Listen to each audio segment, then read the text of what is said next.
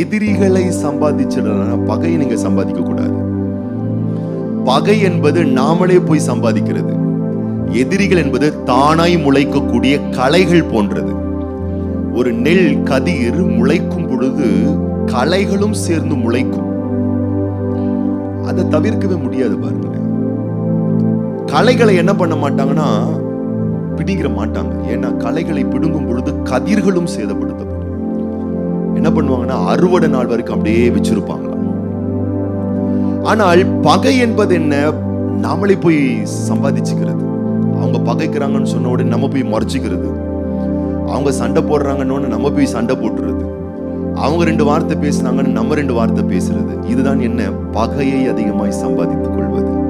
அப்ப இன்னைக்கு ஒண்ணு தெரிஞ்சுக்கோங்க. பக்கத்துல பார்த்து சொல்லுங்க, இன்னைக்கு ஒண்ணு தெரிஞ்சுக்கோங்க.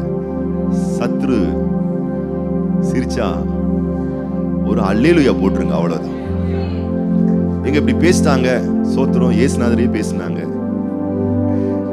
திட்டுறோங்க பிரதர், இப்படி சொல்லிட்டாங்க. யாரதான் சொல்லல, சொல்லுவாங்க. நாங்க அப்படி சொன்னாங்கன்னா என்ன அர்த்தம்னா நீங்க வளர்ந்துகிட்டு இருக்கீங்கன்னு அர்த்தம். பேசுறாங்கன்னா என்ன அர்த்தம்? வளர்ந்துகிட்டு இருக்கீங்கன்னு அர்த்தம். கனி உள்ள மரம் தான் கல்லடி படும். கல்லடி படுறீங்க, கண்ணடி படுறீங்கன்னா என்ன அர்த்தம்? பலன் கொடுக்கிற விருட்சமா மாறிட்டீங்கன்னு அர்த்தம்.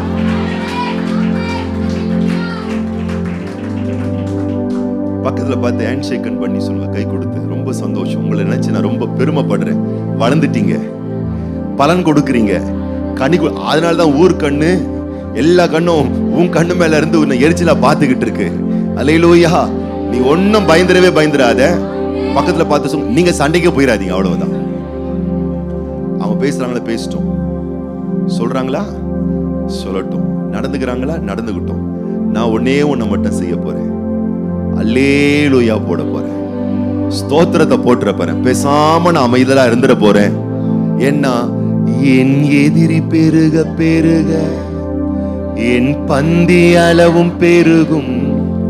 நான் துதித்து பாடும் போது சிறைச்சாலை கதவும் திறக்கும். என் எதிரி பெருக பெருக என் பந்தி அளவும் பெருகும். நான் துதித்து பாடும் போது சிறைச்சாலை கதவும் திறக்கும். அல்லேலூயா,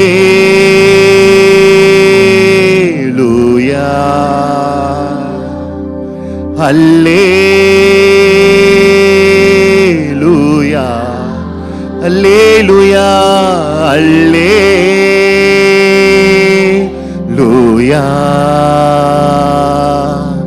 அல்லேலூயா. என் உயர்விலும் என் தாழ்விலும் என் ஆத்துமா பாடும். அல்லேலூயா.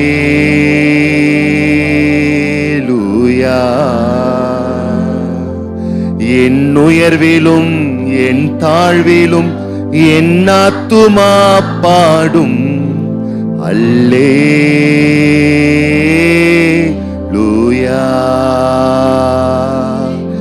அல்லேலூயா, அல்லேலூயா, அல்லேலூயா, அல்லேலூயா,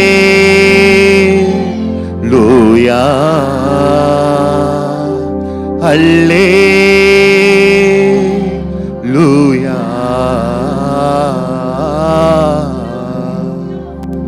பாடிடுறோம், பாட்டு சூப்பரா பாடுறோம், ஜோரா பாடிட்டோம். என்ன பாட்டு? சத்துரு. ஆனா நல்ல பிராக்டிக்கலா யோசிங்க. சத்துரு நம்மளை பார்த்து ஏளனமா சிரிக்குது, கேவலமா பாக்குது, கலகம் விக்குது, கொளுத்தி போடுது, முகத்துக்கு முகம் எதிர்த்து நிக்குது. அல்லேலூயா வரும், உடைஞ்சு போயிரும். பிராக்டிக்கலா முடியாதுங்க, நடைமுறை வாழ்க்கையில சாத்தியமே கிடையாது. சொல்லுங்க, பாட்டு ரொம்ப அழகா இருக்கு, பாடுறதும் அழகா இருக்கு, நடைமுறை வாழ்க்கையில சாத்தியமே இல்லை. கண்டிப்பா உடைவோம். சத்துரு சிரிச்சாங்கன்னா கண்டிப்பா உடைவோம், நொந்து போவோம், பயம் வரும், கலக்கம் வரும், நம்பிக்கையெல்லாம் இழந்துருவோம். ஏன்டா இந்த வீட்டுல இருக்கும் காலி பண்ணிட்டு போயிடலான்னு போல தோணும். ஏன்டா இந்த ஊர்ல இருக்கும் இந்த ஊரை விட்டு போயிடலான்னு போல தோணும். ஏன் இவங்க நடுவுல நம்ம வாழணும்ன்றது போலலாம் நமக்கு தோணும். பள்ளிக்கூடத்துல இருந்தா பள்ளிக்கூடத்தை மாத்தணும்னு தோணும், ஆபீஸ்ல இருந்தா ஆபீஸையே மாத்தணும்னு தோணும், சர்ச்சில் இருந்தா சர்ச்சையை மாத்த தோணும், தொந்தரவு பிடிச்ச மக்கள் ஸ்ட்ரீட்டையே மாத்திரணும். இது யதார்த்தம், இது வரும், அந்த தாட் வரும். பக்கத்துல பார்த்து சொல்லுங்க, நீங்க என்னதான் சத்துரு சிறுக்கையில் பாட்டு பாடினாலும் நைனா அக்கா முடியாது, முடியவே முடியாது. சத்துரு சிரிக்கிறாங்க, நம்மளை கேவலமா பேசுறாங்க, நம்ம பிள்ளைங்களை குறித்து கேவலமா பேசுறாங்க, நம்ம ஃபேமிலி பத்தி கேவலமா பேசுறாங்க, சிரிக்கிறாங்க, பகைக்கிறாங்க, துன்புறுத்துறாங்க, கடினமான வார்த்தைகளை பேசுறாங்க, நம்மளை கண்ட விதமா பேசிட்டாங்க. அது நாளத மனுஷன் மூலம் நம்ம காது கேக்குதுன்னா அவளை கூலாலாம் ஆயிட முடியாது. கண்டிப்பா உடைவோம், கண்டிப்பா மனசு உடையும், எண்ணம் உடையும், உணர்ச்சி உடையும், தூக்கத்தை இழப்போம், நிம்மதி இழப்போம்.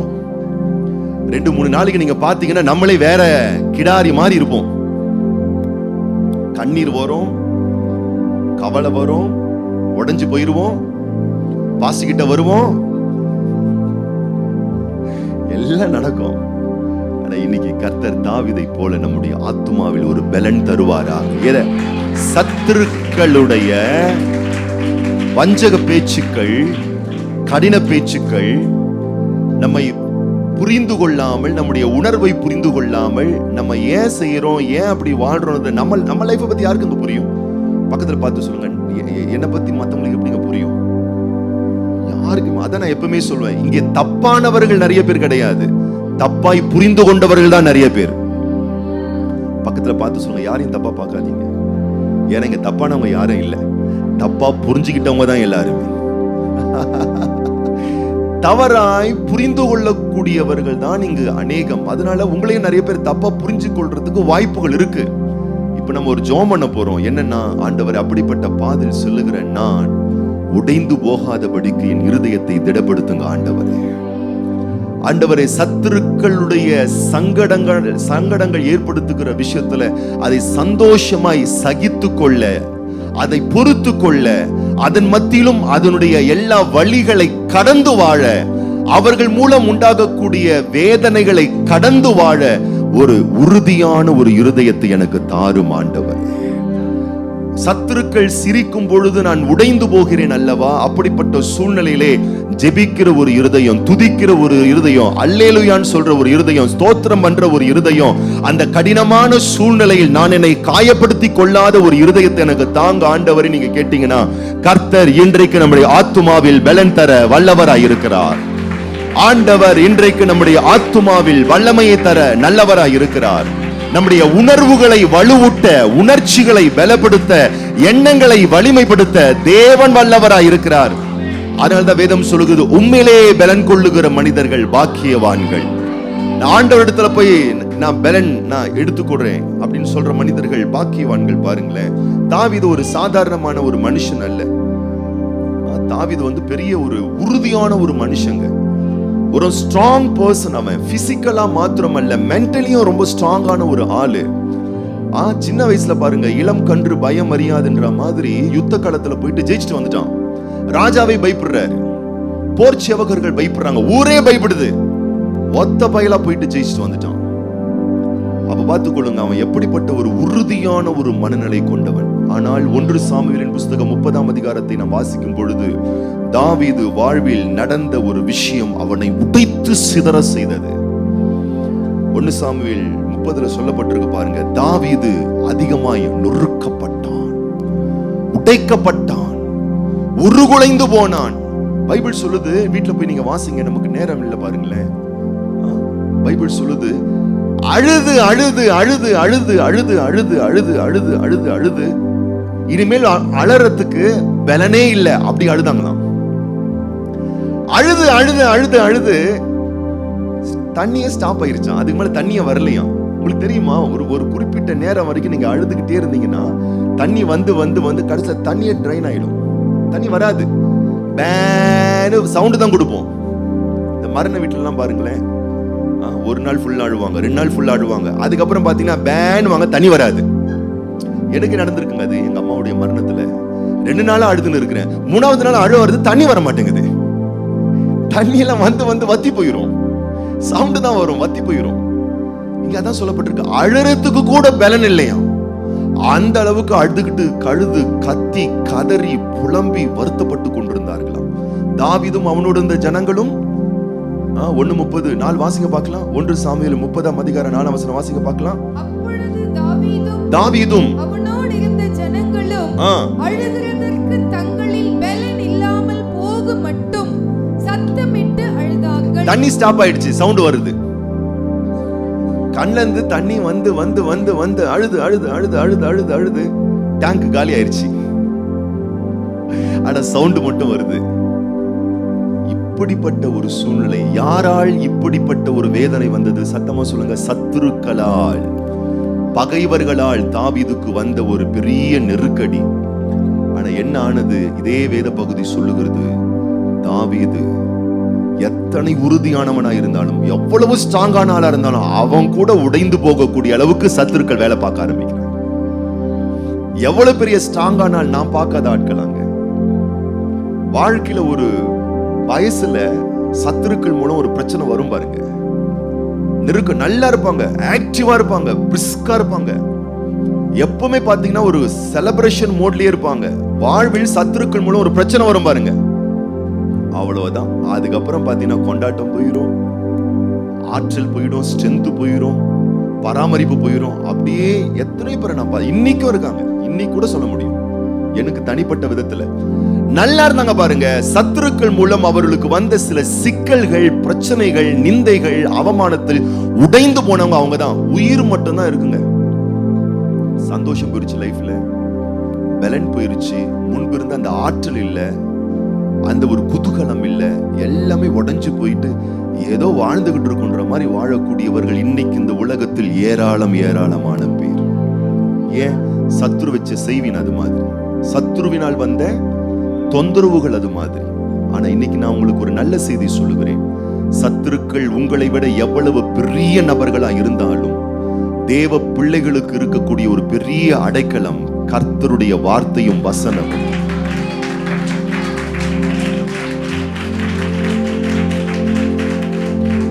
இன்னைக்கு மனுஷனுக்கு உடைக்கப்படும் பொழுது தேற்றிக்கொள்ள ஆதாரங்கள் இல்லாதபடினால் அவன் உடைந்து போய் விடுகிறான். ஆனால் உங்களுக்கு ஆதாரங்கள் உண்டு.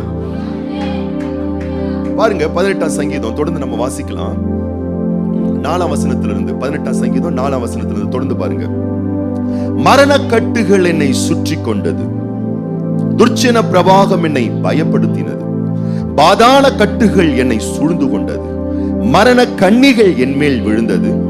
எவ்வளவு விஷயம் நடந்திருக்கு பாருங்க. இப்ப என்ன பண்றாராம் பாருங்க. அவரு எவ்வளவு ஸ்ட்ராங் மேனா இருந்தாலும் அப்படின்னு சொல்லிட்டு அவர் போகல பாருங்க.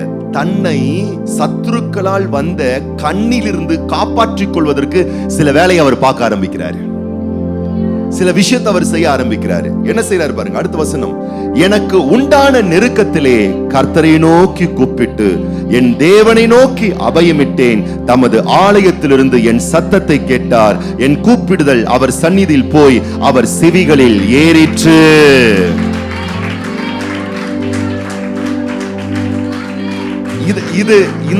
இந்த வேலை நம்ம பார்க்கலன்னு வச்சுக்கொள்ளுங்களேன்.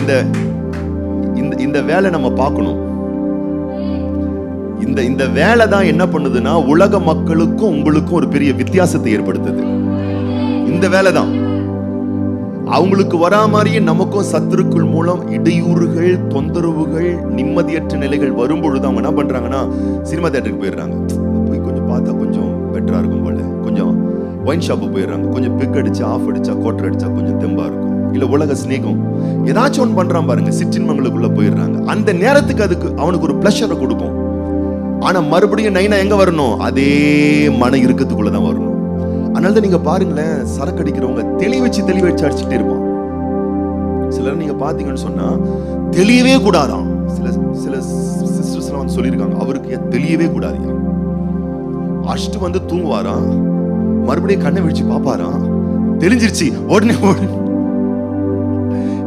ஏன்னா அவர்கள் வாழ்வில் வந்த சிக்கலும், சத்துருக்கள் மூலம் அவர்களுக்கு வந்த தொந்தரவுகளும், வாழ்வில் வந்த சவால்களையும் மேற்கொள்ள ஆதாரமான ஆண்டவருடைய சன்னிதானம் வராதபடியினால் வாழ்க்கை சரிந்து கொண்டிருக்கிறது. ஆனால் நீங்களோ ஆசீர்வதிக்கப்பட்டவர்கள், பாக்கியவான்கள். உங்களுக்கு அற்புதமான வழி இருக்கிறது அன்பான பிள்ளைகளே.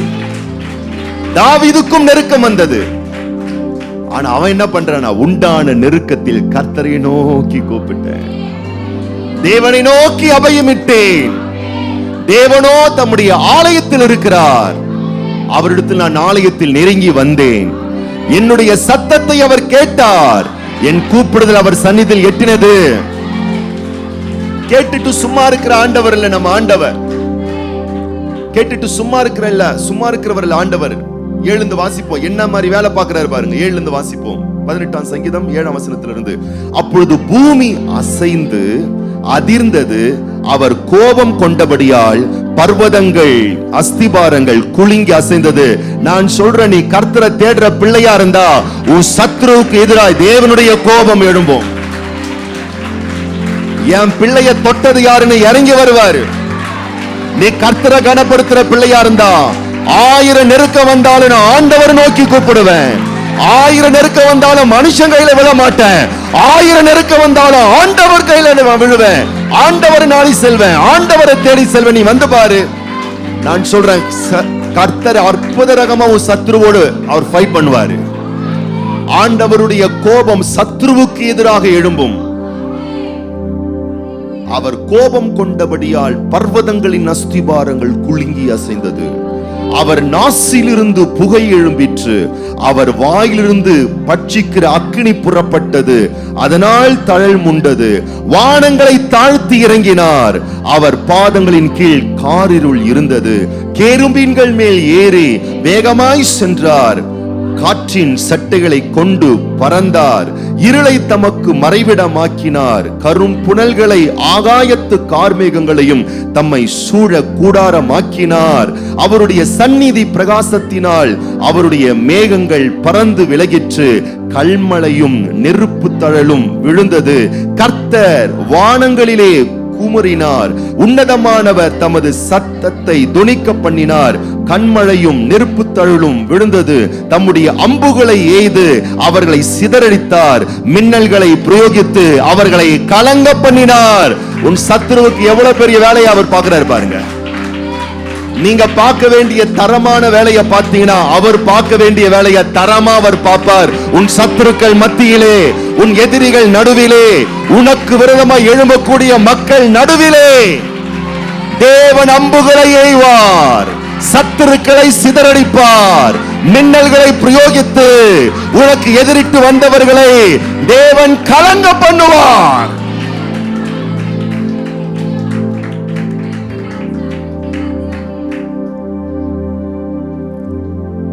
வருது, சத்துருக்கள் மூலம் ஒரு நெருக்கம் வருது, உலக மக்களுக்கும் வருது, நமக்கும் வருது. நான் ஒயின் ஷாப் போக மாட்டேன், நான் ஆண்டவருடைய பிரசன்னத்துக்கு வந்துடுறேன். அந்த வேலையை பார்த்ததுக்கு அப்புறம் என்ன நடக்குது பாருங்க. ஆண்டவர் இறங்கி வேலை பார்க்கிறார் சத்ருக்களுக்கு எதிராக. சத்ருக்கு விரோதமாய் அவர் வந்து வேலை பார்க்கிறார். பக்கத்துல பார்த்து சொல்லுங்க, அவர் வந்து வேலை பார்க்கட்டும், அவர் வந்து வேலை பார்க்கட்டும், அவர் வந்து கிரியை செய்யட்டும்.